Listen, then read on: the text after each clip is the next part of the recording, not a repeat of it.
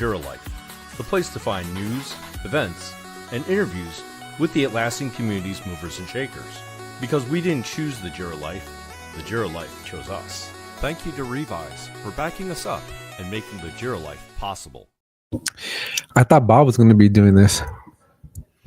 Why would Bob do this? I don't know. And we're going back to the roots here. Jira versus Jira? Dr. Jira versus the Jira guy. Good versus evil? Whoa. Let's back up the train there, Let's not. Why must we be confrontational? Because people come to see confrontational. Do a +1 in the chat if you want. I mean, if they really do want to see confrontational, we should just, release the video of you guys, racing, subway versus walking, and otherwise. We did do a subway versus walking, and I won. We also released that episode. I distinctly remember seeing Rodney's video of him taping you getting into the building, which implies he got in first. It may imply that I could have just been in the restroom from the outside. Outside. His video doesn't show me on the outside. Have you been in Spain? I actually do show you on the outside. Okay, because given the situation in Spain, I wouldn't be surprised if the restrooms were outside. Given how badly it smells. Well, when Sean makes it look like I raced a handicap man and won, maybe I shouldn't be that proud. I mean, you did. Hey, you chose to take very assisted methods of transportation, so I walked. And there was a brief moment where I ran. By the way, the video does not show you walking 100% of the time. So I know there was a brief period where I was running for my life because I didn't want to get ran over. Mr. William Kennedy wants to know what the heck we're talking about. So in Barcelona, Ronnie and I had like a little, how can we get to the conference faster, right, by train or by walking? And it's like what would you say, Ronnie? It's like at least a mile from where we were, right? It was about 3 kilometers or so, give or take. Sure, a mile, whatever a mile is in kilometers. Alex is not up to speed on his metric to imperial conversions. No, everywhere that Ronnie and I were walking, I was like, Ronnie, what is this kilometers into miles? What is this? Oh, if that was any sort of conversion he needed, is just Ronnie, what is this? And how much is this in dollars? Leave it to our audience to know exactly how many kilometers a mile is. Did Alex eat more McDonald's than Ritz crackers? I ate McDonald's at least 4 times to survive. 4 times. That's really. So, I mean, that's less than a third. That's actually pretty good, I suppose. I'd love to know the other times he had McDonald's, because I was with him the entire time and I only went once. So I may or may not have gone a few times without you, Ronnie. So, Rodney, you did not win the bounty. I do not have video of you recording Alex eating 1 iota of Spanish food. No tapas, no paella. You're disappointing the Jira Life audience. You know that, right? It's because it was impossible to get him to eat anything. It was so nasty. Not just anything American, Spanish, anything. There is recorded conversation of Alex wondering what the hubbub is all about as far as like the ham, right? He said it just tasted like cold cuts. Yeah, it did. It wasn't anything that I would like intentionally get myself into a 12-hour flight halfway around the world to eat this stuff. Like I'll just go and get myself a cold cut sandwich at Subway, just as effective. But the real question we need to answer, Alex, is did you pull a Rodney and smuggle any home? I could have, because there was 0 checking, but no, I didn't care. Like if it would have been like the most exquisite thing that had ever entered my mouth, and I'd be like, you know what, screw it, I'll risk going to jail for this. But yeah, I'll just do the Costco free samples. Now I will say the food this year at the conference was not as good as last year's. I'm not even talking about the conference food. That's a different category. I'm just talking about Spain food. most of the food I had outside was just fine. Good even. This is just an Alex doesn't like anything different kind of deal. I tried a bunch of food. I tried anything that looked normal. Most of it didn't look normal. I'll tell you that. Let's just be glad you weren't in France, because their definition of normal is very different. I will tell you, I filled up on pineapple juice though. Their pineapple juice and their peach juice. Oh man, I was going to town on those juices. So we're gonna have to decrypt this little message from our Comfort food was criminal. yep I Ed Gale. I agree with Ed here. If anybody was connected with me on LinkedIn, I did, for every food that we had available to us, I did an Instagram story on them, and all of them just started panicking. I'm like, what the heck is this? My mom called me. She was like, you really shouldn't be. I'm like, it was bad. There were times I asked Alex if he wanted to stop at McDonald's just because he wasn't eating. And deep down, it was just so that Ronnie could get something to eat too, because that food. That stuff, but it was good. I did manage to lose 9 pounds, but I put on 5 back, so I think we're good. That Ronnie was like, you should double fist a Big Mac and a Whopper at the same time and record that. So we know Lena's in the audience. I'm sure she'll fill us in with the over/under of how quickly Alex went to an In-N-Out. He got home. Well, so there's one we've already heard the world famous. You haven't seen, Bob? Haven't seen what? The one of the most famous In-N-Outs is like right outside the gates of LAX, and like you can while you're eating, you can watch the planes. It's on the approach. Like you can almost touch the plane. It's coming so low there. So yeah, as soon as you pulled out of the parking structure, I was right at In-N-Out before I got on the freeway. So 30 seconds. Yeah. Okay, wait a minute. No, you had to clear customs. Yeah, I had 45 minutes. Within an hour, I was at In-N-Out. I will say, I don't know if it was because of the shutdown or not, but my trip through customs was disturbingly fast. Mine too. At ATL. It took me 10, like from the moment it was my turn to when I was on the other side of customs, it was like maybe 2 seconds. Yeah, same. I think it was. I think there's a lot of things that were very shutdown related. Given that after you guys traveled back home, I went on a vacation with the wife to California, and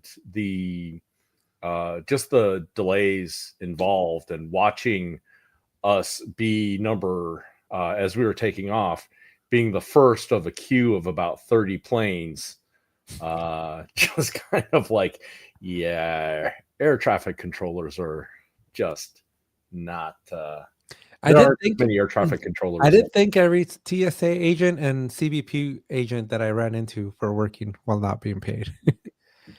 I did see the picture of the 200 McDonald's chicken nuggets, and so I can attest that was true. Let's see. You fight $1 million there. Go to In-N-Out next to Costco, Waymo to LAX plane watching. Oh, that's a thought. Do not fight the LAX people at the Washington Boulevard In-N-Out. Oh, I think Liz is calling you out here. She's calling you an amateur. I don't like, so I have In-N-Outs by my house. I don't actually go to the one by LAX. But yeah, if you're coming to LAX from outside of the country, definitely stop at In-N-Out, because it's definitely, that one's I have had it, and it's kind of cool to just see the planes land. All right, but we're not here to debate how awesome the In-N-Out is. We're here to debate Jira. So, Alex, I mean, I mentioned this pre-show, but you've been looking forward to this topic and this discussion, I think, since the start of the year. I would argue since the beginning of time, but sure. Well, it can't be the beginning of time. Jira is only about 20 years old. Since the beginning of 2002.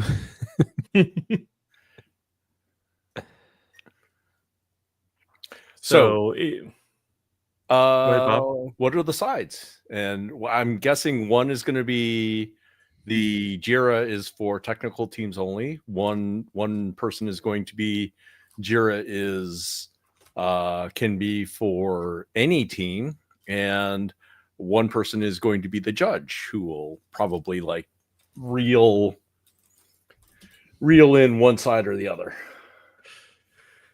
So I think, unfortunately, given, and Daryl says I have trademarked this. I don't remember trademarking this saying, but apparently I have at some point.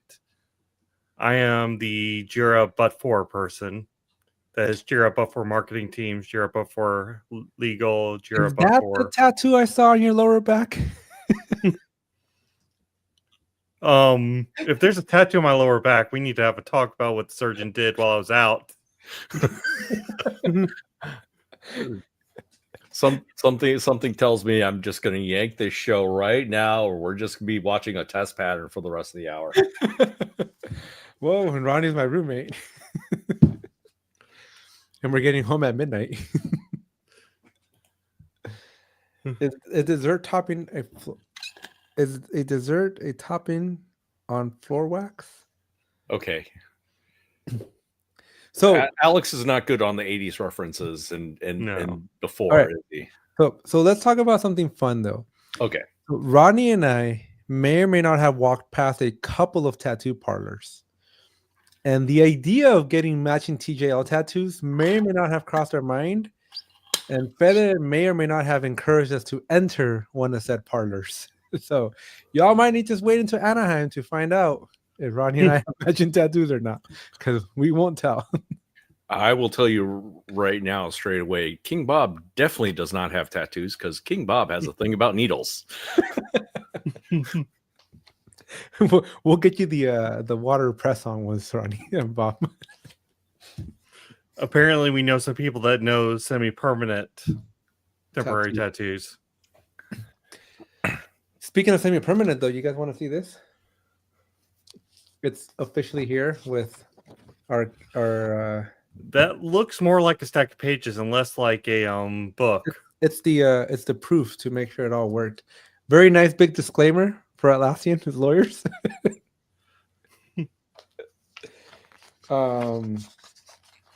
This event wouldn't have been possible without, I feel like, the Star Wars episode, all the sponsors that made Builder Summit happen. Hey, look, we're on there too. The Jira Life's on there. I love how the camera goes out of focus right as their logo appears, though. I know, right? But yeah, we got some cool full page ads. We got a bunch of cool stuff on setting up team managed spaces. I did do the service of making sure I didn't have Jira projects in here and everything's a Jira space. So we're gonna have some fun here. So I say we jump into our little debate. Is Jira for all? All right. How should we do shall we do this courtroom style where we'll have a opening arguments, and whether or not I should time box said opening arguments to say 2 minutes? I think so. Alex, do you know what side you're on? That whatever opposite you are, right? It would be kind of embarrassing when we're both on the same side. It wouldn't be much of a debate. It also would not be the first time it happened. Lack of preparation.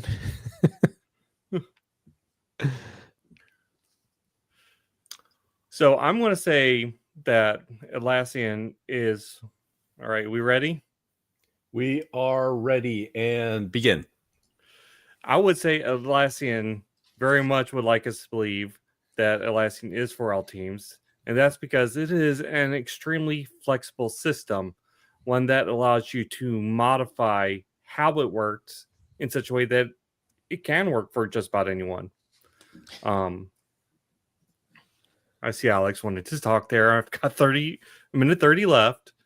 If we look into I think the real key here is the workflow editor. You look at that where you could just specify whatever workflow you want to do, whatever the status steps are, whatever the transitions are, even what the qualifications are that allow you to do those transitions. That is the real key and the power that makes Jira adjust itself and fit itself to whatever your team is doing. Whether your team is a traditionally technical team or whether it is just to pick on someone, marketing. Is that the rest of your time? I think I'll yield the rest of my time. Do we have to say we yield our time? Probably Uh, makes it easier so that Bob's not trying to. I yield my time. all right. All right. And here we go for your opening arguments, Mr. Ortiz. All right, I'll start off with the world famous quote of, if you try to please everyone, you please no one. And there's comfort and value in specialization. And I think we used to have this. I think Atlassian was doing a wonderful job of having Jira software implied for software teams. We had Jira work management for work management, Jira product discovery, Jira service management. I think this was a great path that Atlassian was on, where you had specialized versions of a similar product, but that were tailored to specific niches so that you can target the specific needs of specific people and specific teams.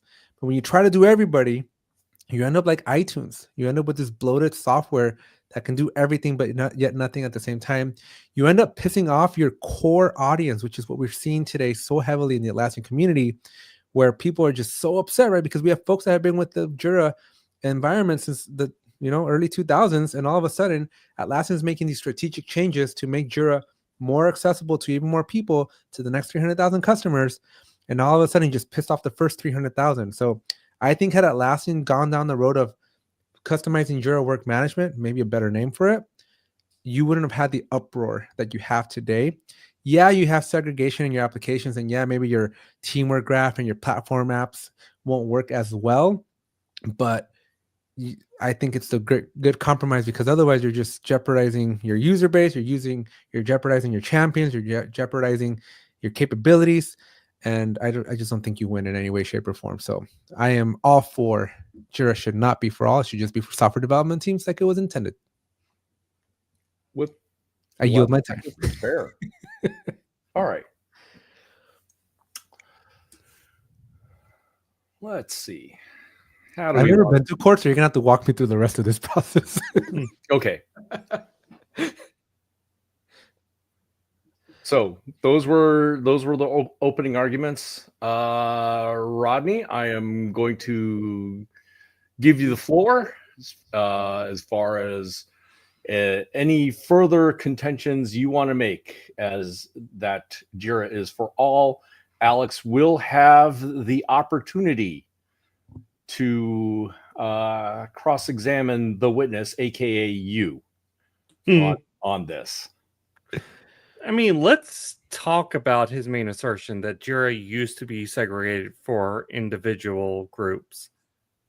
What made that different? What made Jira software different from Jira work management, different from JSM? It was the project types available. And yes, some of the projects had specific features available to it, granted. It was still the same basic Jira underneath the hood for all three. And I dare say all four now that we have CSM. So I'm still failing to see the difference here that makes Jira specifically for technical teams, which, by the way, I note during Alex's opening argument, he never said it was exclusively for technical teams. He said that it was segregated out so that each type of Jira was targeting a specific audience. I'd say there were projects within Jira that, yes, were targeting a specific audience. But that has not changed in one bit today. That is still very much the case where you have projects for legal that is already pre-designed for legal, has a lot of the setup there. Yeah, you have to customize some, but what don't you? You even had to do that in software projects.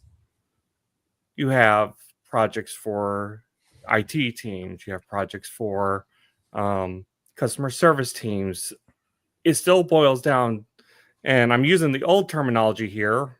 I mean, Alex's note, they are called spaces now. I'm still getting used to that. I apologize. But it doesn't change much under the hood. You're still running Jira across all.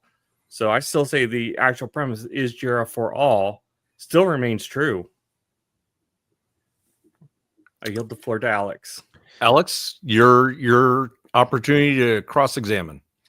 Lies, because Jira Work Management and Jira software. Cross-examine means you get to ask Rodney questions. What does that mean? Try and tear down his argument. Then why are you lying about Jira being the same today? The project templates were very drastically different in Jira Work Management versus Jira software. You couldn't confuse the two. Today, you do confuse the two. Is there a question in there? Yeah, why are you lying about them not? You made a I'm statement not lying. They're still, you could But they still weren't. tell the difference Today, between. no, not today. No, you can. You can.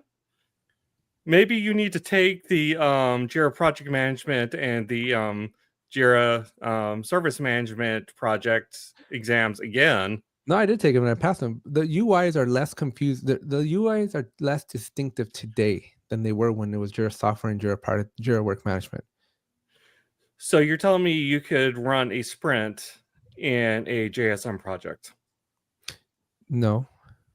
You're telling me you can run a sprint in a work management project? No, but the UIs were distinctly different.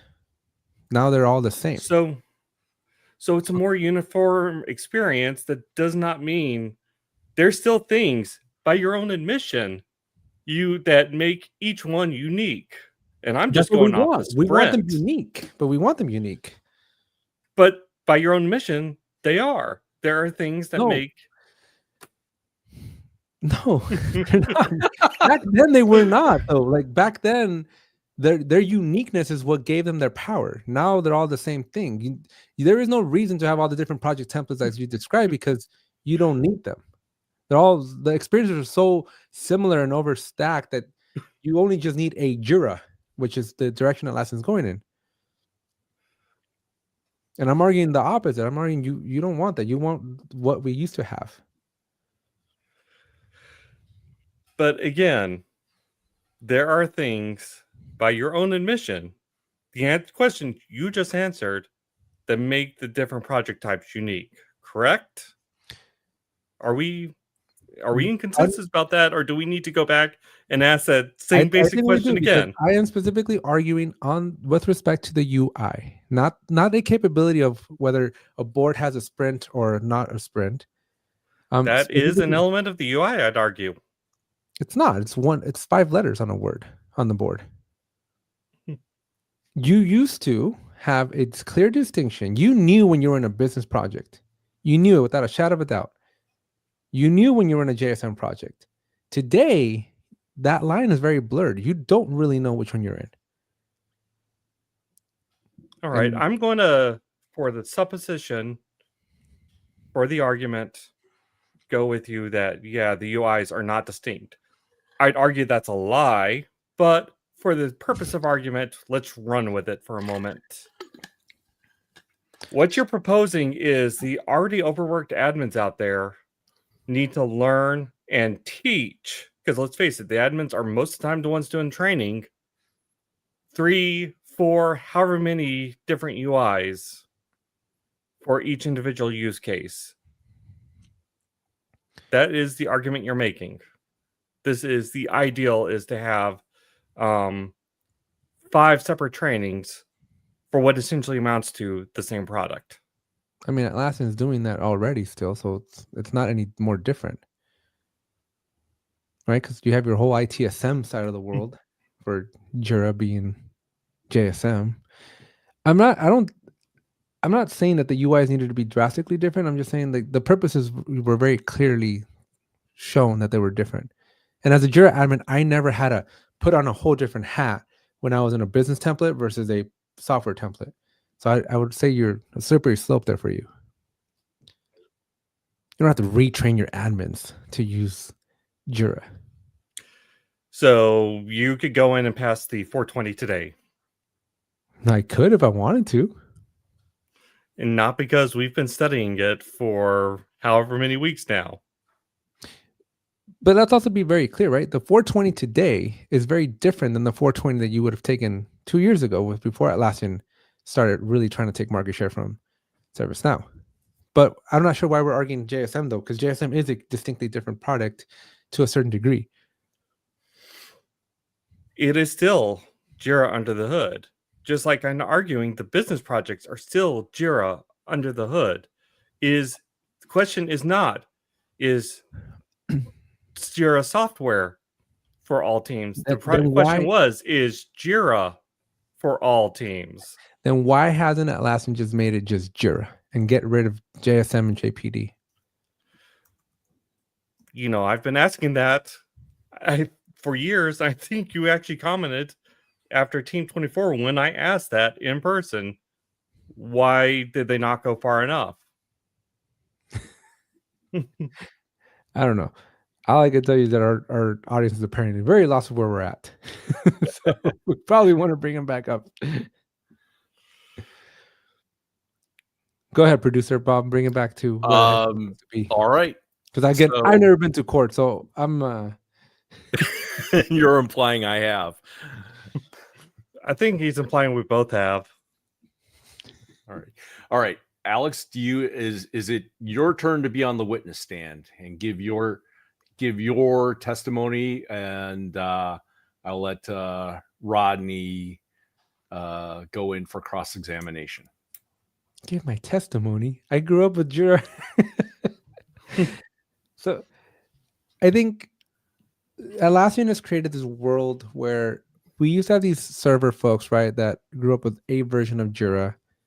And when we went to the cloud, it enabled Atlassian to have a little bit more control over how they wanted the experience to be. And I think at the beginning, it was an easy, server was a software company managed project. And that was cool. That was awesome.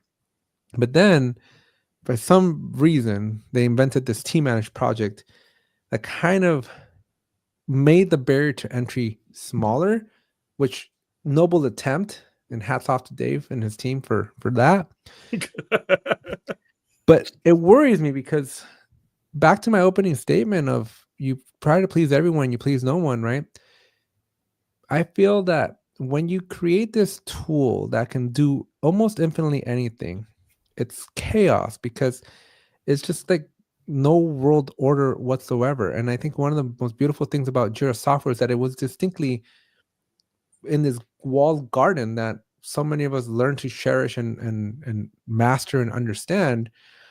And by removing the guards, right, by removing these walled gardens and just allowing the tool to be anything, it creates an opportunity for growth for the consumer, but it also hinders, again, that core audience that made you who you are. And I think that's the part that worries me and scares me the most, is that Jira used to do something really, really good. And now it does a whole lot very poorly for a whole lot of different teams. Like, I challenge you to go find a marketing team that actually likes using Jira. I mean, hold on. Are you done, Alex? Or I yield my time. Ready for? Yield my time. Are you ready for questions from Rodney? I yield my time. So your supposition is that Kindergarten words, Jira buddy. software, Kindergarten Jira software as it existed on server was never a messy instance. There was never too many fields. There's never bad configurations because it was technical teams using it. That is the supposition you're telling me. I wouldn't say that. I believe you just did. I don't think I did. Bob, can we get a ruling on that? Sorry, I was multitasking. Your supposition of your supposition is led you to that destination. I am saying, by Alex's own word, what he just said, that Jira server was never messy because it was this beautiful, his own word, this beautiful walled garden used by technical teams.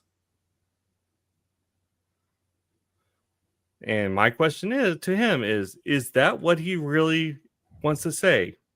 I think there's comfort in the chaos, but yeah, I mean, it was distinctly Jira. I'm just having a hard time following where you're going with this. And I'm having a I hard time mean- understanding your questions to me. What are you trying to prove? That Jira's not chaotic anymore? It's still chaotic. I mean, you're saying that the diversification of Jira invited chaos. Team managed projects invited chaos. All these things invited chaos. The chaos has been there since the start. Yeah, but I mean, I thought about objection. Can I please finish my statement? Can you object? Yes. Overruled. You can't if you're interrupting him.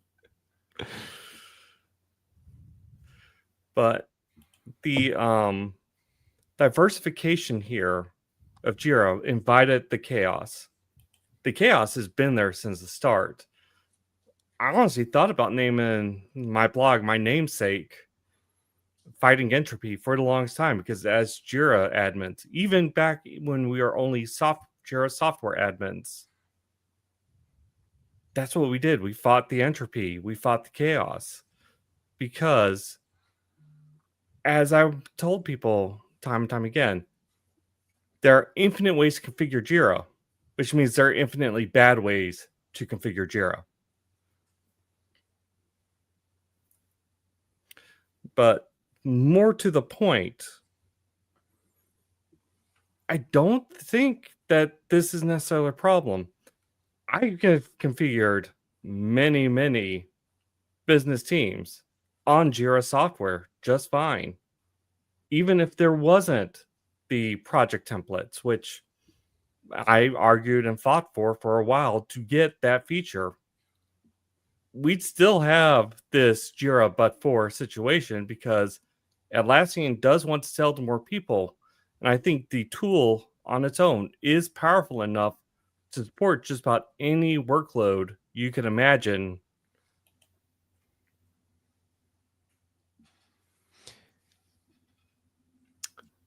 Some of the Jiramigos are making better points than, admittedly, the both of you are. So that's why they get their FaceTime. I was saying this just now, so it's the same point I just made, maybe a little more eloquently. All I can tell you, let me know when it's my turn.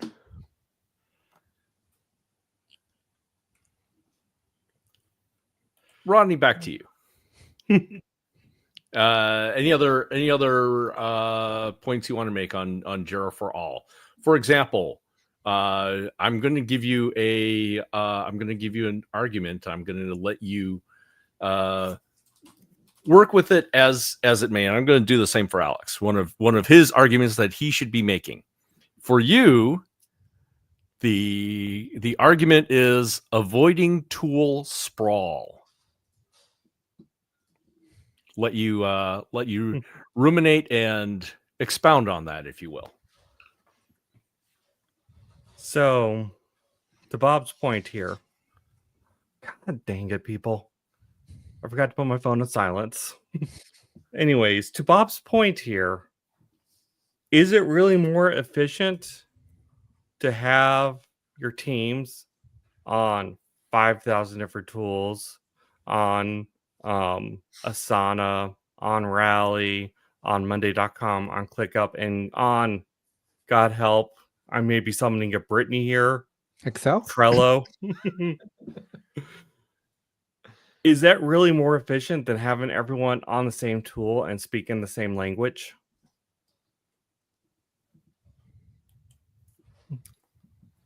Alex? All right. Oh, I'm waiting for the boss here to give me permission to speak. Okay, you have permission to speak. I think it is because it's what's more efficient to you, having everybody in the same team, but fighting their process, fighting their tool, having to do something that they don't want to because change is really hard, or letting people have whatever tool they're comfortable with, dominate in that tool and be hyper productive, even if the information is segregated, but you can still articulate and communicate better because you have access to the data the way you want it, the way you expect it, the experience that you are more comfortable with. And that'd be okay. It's not your turn to talk yet. If we all worked in silos. Overruling? Was that objective? Objection. Just messing with I believe you asked me a question, so I was answering your making a question. statement. Oh, so Go, I'm just messing with you. But seriously, if every team worked in a silo and didn't have to work with each other, absolutely, you would be right. Let's have hyper-specific stuff. And technically, to this day, we can have hyper-specific Jiras where each group has their own site within the larger org. So everyone can be on Jira. More importantly, talking and communicating in the same language and still be on their own tool. Right, but Jira as a platform, as a background platform, makes sense. Jira Work Management and Jira software were fundamentally the same thing, yet had very different use cases. I'm just arguing that Atlassian should have stayed with that path. There wasn't nothing that prevented the JQL from Jira software to not be able to get JQL from Jira Work Management. Yet the UIs and the experiences were distinctly different for a different persona. So why eliminate that and make it all one tool that is just customizable?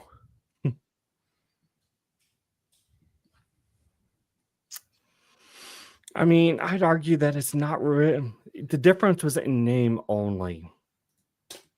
The UIs even when you ran Jira Work Management and Jira Software in the same instance, and they were called different things and you were built differently, that was only a surface level distinction. You were still running the same system with the same users and the same fields and everything 100%. underneath the hood.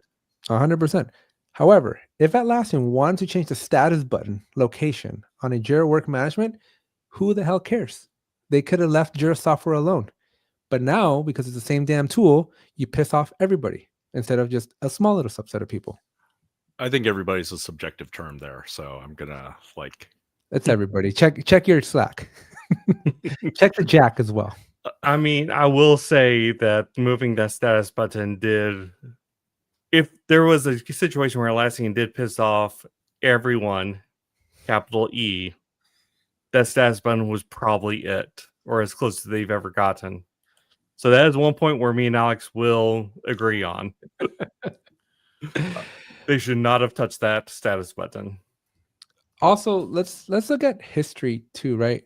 Two big use cases that come to mind with talking about this inflation of software, because I think this is where Atlassian is going. F-35 program, one of the most hyperinflated programs in U.S. military history. It's an aircraft that's supposed to be able to serve the Navy, the Air Force, and the other branch. Sorry. Do you not know what the other branches are? I'm trying to remember what F-35, the variants of F-35. So for those brave soldiers, we do apologize, especially the Marines, Space Force, and the Army, and to some extent the Coast Guard as well. They all didn't have F-35s for Space Force, but the Marines did. The Marines did have the F-35. Right. And they're not a group of people I want to upset, Alex. And you know why they're upset? Because they still haven't gotten the F-35s that work correctly, because the manufacturers of the F-35 try to make an aircraft that can please all military branches with 3 very distinct use cases. And so that's a great use case there. The second one that I'll bring up is iTunes and Apple, right? iTunes at one point could transfer using FireWire music from your computer to your iPod. It grew to the point where iTunes could do absolutely everything. And what do we have today in 2025? An app for all the specific functions that iTunes used to be able to do, because at some point you bloat software, make it too powerful, too customizable, too everything, and the users just get overwhelmed and they end up wanting separate apps. And so this is going to be full circle. I see Atlassian building out everything out into apps 10 years from now, because they're going to realize that this is a huge mistake. And you kind of see it already with assets and projects and goals and all their individualized apps route that they're taking. But even then, what is Atlassian's ultimate statement about all that currently? Empowering it all bullshit. It all runs on the Atlassian platform. It all runs on the same platform. It's all interconnected. I would challenge Workright to find me a user that actually likes using ServiceNow, and then I'll yield my I'll take my hat off to it. I have yet to find somebody who enjoys using ServiceNow. I mean, I have used ServiceNow as a user. I have used it briefly, very briefly. God, that was painful. As an admin, so painful. Yeah. Uh-oh.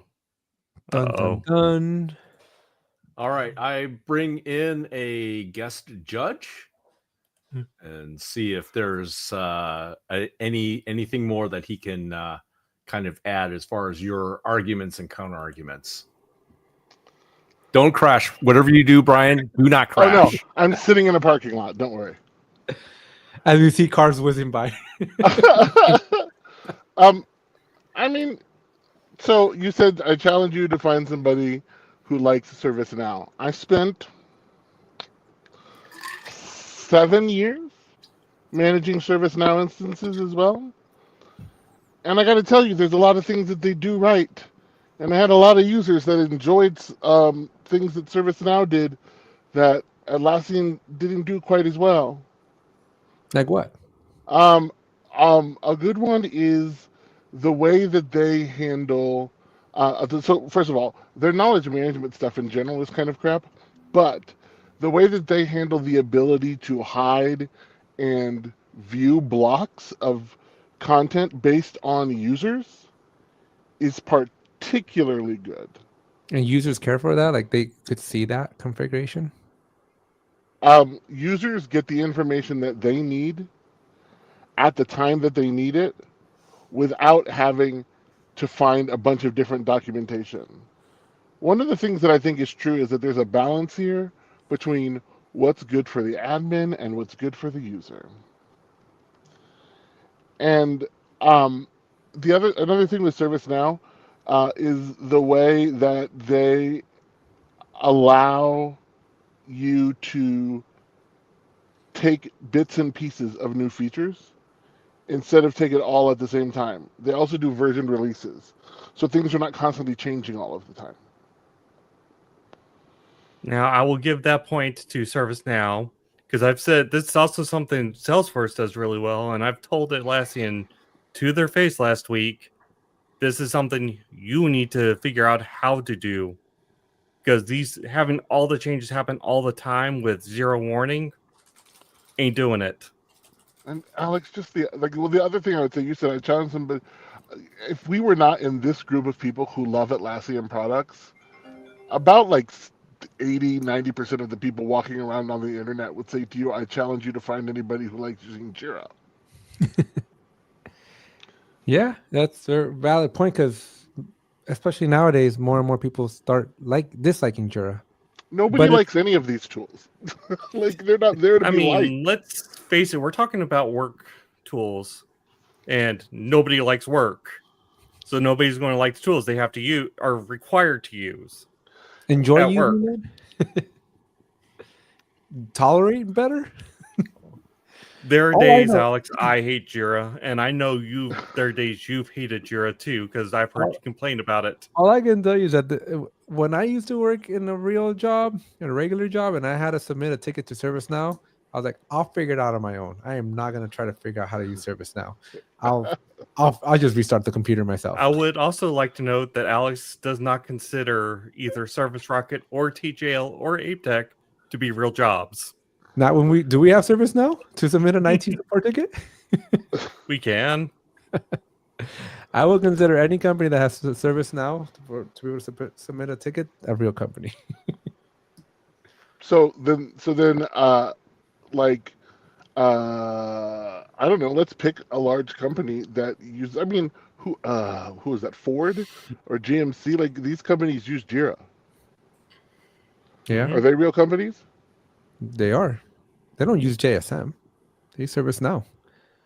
Well, Are not you for sure long. about That's that? I have a more in my day job. I have had experience with companies like that, and I can tell you for a fact that Alex's statement is wrong. You think so? And I know. We so. know. And me and Bob both know the I Jira can't go into admins. details. I'm not arguing that Jira that an IT company, like a company's IT help support desk, I would be more willing to bet money that they are more based on ServiceNow than JSM. Mm, I would argue. I'll acknowledge other companies can use both tools, but your central IT support is most likely not going to be JSM. Sonos, JSM. Okay. Rivian, JSM. Roku, JSM. These are still talking very small companies, but okay. Sonos is not a very small company. Sonos is And Ford definitely is not a very small company. I'm gonna talk to somebody from Sonos from Ford next week and ask them. okay. Then we'll come back and think- argue. Well, and here's the other thing, Alex. That's exactly why Atlassian just released customer service management. Dude, 1,700 customer employees is not a huge company. Okay. I mean, yes, but I mean, so if you want to say that, here's the thing that I would say. That is why. That is exactly why customer service management and why Atlassian's been investing in their service management platforms. Because people say we want to use these tools instead of the other Chris ones. in here with the Chris, best example. thank you, Chris. Bam. But so Domino's doesn't use ServiceNow? I would No. find that hard No, to they do believe. not. They famously use Jira. Yep. They were literally on stage at Team. I would until I speak to an employee at Domino's.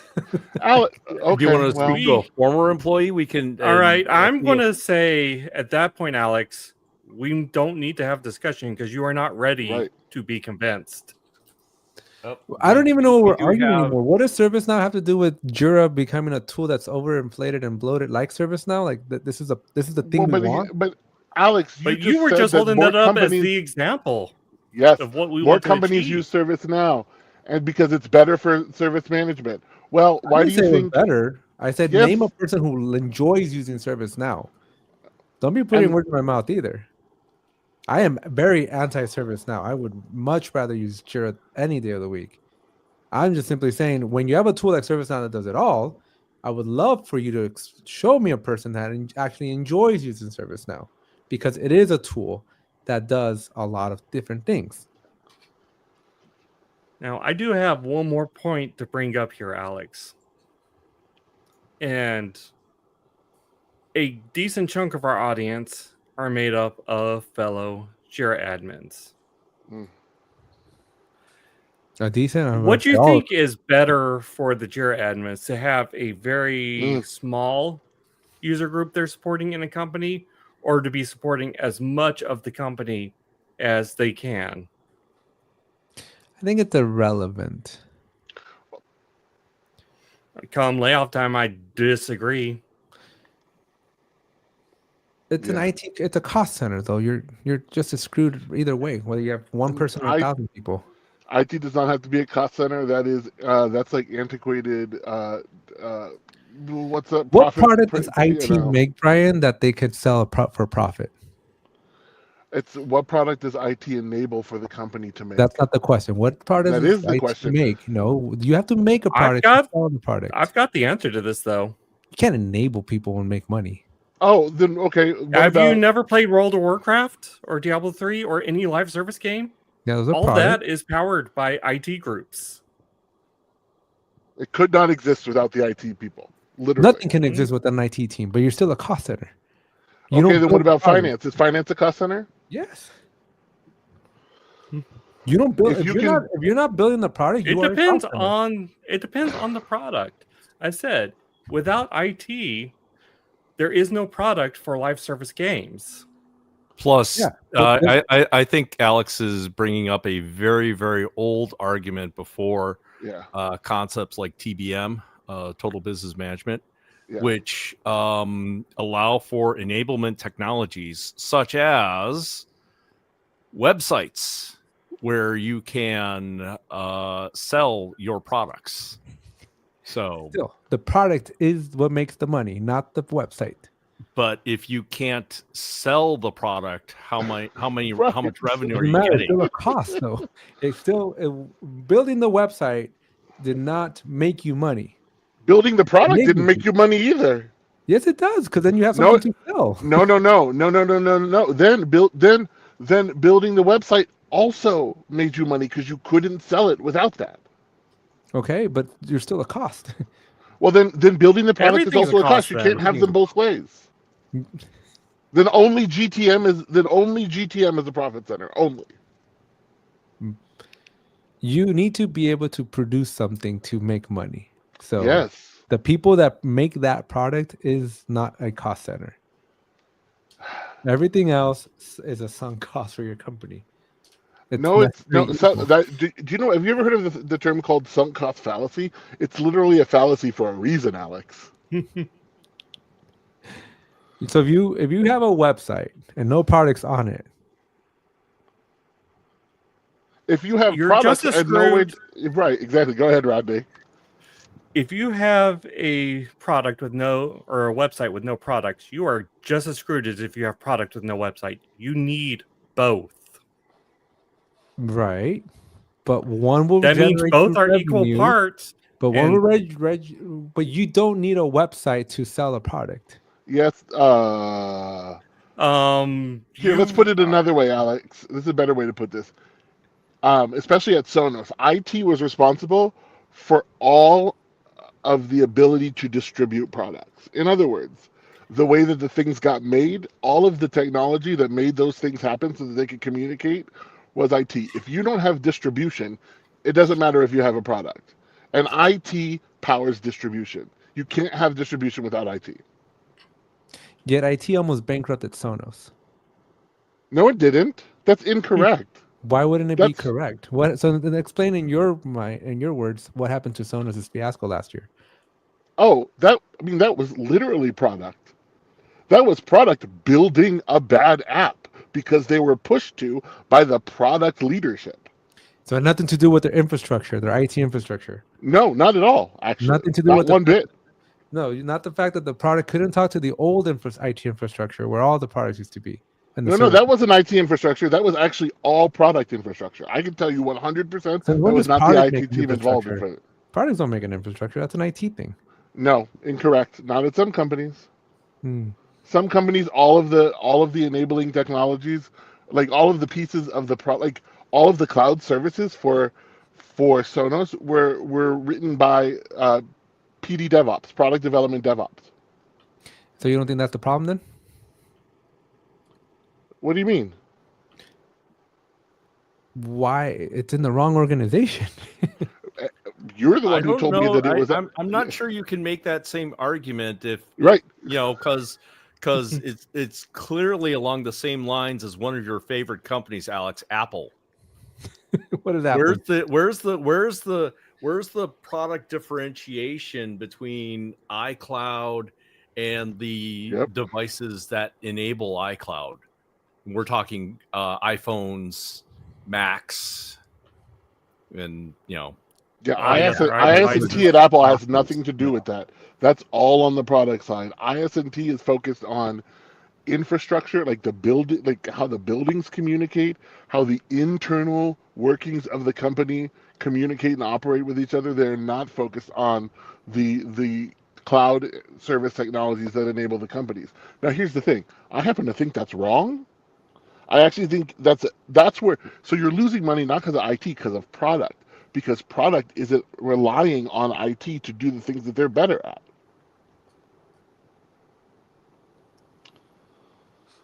I don't know if I'm. I think you just agreed with me earlier. Then I'm still gonna stick with IT as a cost center. Yeah, I know. But I mean, if you talk about it, anything it is a cost center doesn't make it absolutely indispensable. Just because you're a cost center doesn't mean you could be done without. Talk to all the Scrum Masters that got laid off in the last 2 years. That's because, Alex, that Scrum Masters are not IT. They're still a cost center. Yeah, but Alex, people got laid off because companies decided that they were going to take advantage of situations that allowed them to work more people, less people, harder, and pay less money because capitalism. That's your opinion, not a fact. No, it's not my opinion. It is a fact. In fact, we have data that shows that when these companies were laying off employees, their profit margins had been rising. Okay. That is not that's not a question. Like before they let people off, they didn't lay them off because, oh no, we're in trouble, we're not making as much money. They were making more and more money as they laid people off. Okay, but you still laid off people that weren't essential or critical to the success of the business. No, that's incorrect. That's incorrect. How is that Companies incorrect? because companies lay people off who are essential and critical to the business all the time. Because what layoffs do is it's really simple. They look at the biggest numbers and they cut them. Not necessarily. Otherwise, Tim Cook would be out of a job. Elon Musk Tim would be Cook out of a makes job. Tim Cook makes less money than people who are lower down on the totem pole than him because he takes almost all of his compensation in stock. And then his entire C-suite would be laid off then. All your VPs would be laid off then. Alex, you think that the way that businesses operate is rational and not based on effectively people with power making decisions about who people with less power what's going to happen in their lives. Like I that's a think large we, part of it. Okay. As the judge, Yeah. as the judge, we're gonna actually in the limited time remaining. Fair. As the judge brought in extra people. We're gonna go back to closing arguments, and I want to let's see. We will give Rodney the floor first for closing arguments. You basically sum up how you have proved that Jira should be for all. Alex and Brian will be on mute. And I will give you 2 minutes for that. All right. So 2 minutes. It all boils down to this. Jira is flexible enough to support all these teams. It doesn't matter whether they were initially technical or not. What really matters is the fact that these teams are able to use the platform and still able to use it effectively, I'd argue. Yeah, it takes work. It takes organization. It takes skill. It takes a practical hand of a Jira admin to say this is how best to use the tool. But that doesn't mean that people still aren't able to take effective use of that tool to do what they need to do. It really doesn't matter whether the project is building software, writing legal documents, making copy for some social media post, or reconnecting someone's IT connection. All these are still projects. And the basis of project management software is still fundamental that they all can do. It can function on this platform. And with the remaining time, I'd argue that it is a boon to your group to have everyone able to speak the same language and talk to each other and interact with each other. That does not hurt things in the long run. It only helps your teams be more effective when they do have to communicate with each other. And with that, I will yield the rest of my 20 seconds to Alex. All right. And Alex? Am I on closing argument? Your closing argument, sir.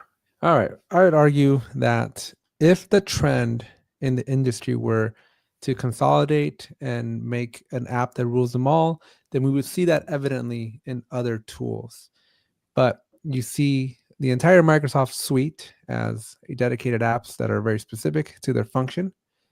You see the entire Adobe suite very specific to their function and what they do. They share commonalities, they share design language, but at the end of the day, they're specialized. And I think that the best option for the people is still to have specialized software that allows them to do what they need to do, software that's designed for their processes or for their specific niche, as opposed to having a tool that tries to be everything, yet nothing at the same time. I'll yield my time there.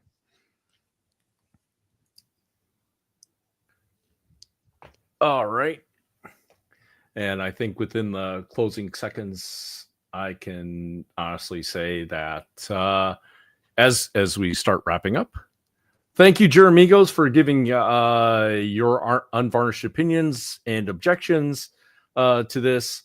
I don't think we've solved this issue or come to any kind of resolution, not by a long shot. So I'm sure this is going to be one of those that will be continuing on and on for millennia. All I have to say is good show. And I don't know. I don't know if I should say you're back from Barcelona, Rodney. I think you should close us. Well, as we always say here, thanks for watching. And we didn't choose the Jira Life. Jira Life chose us.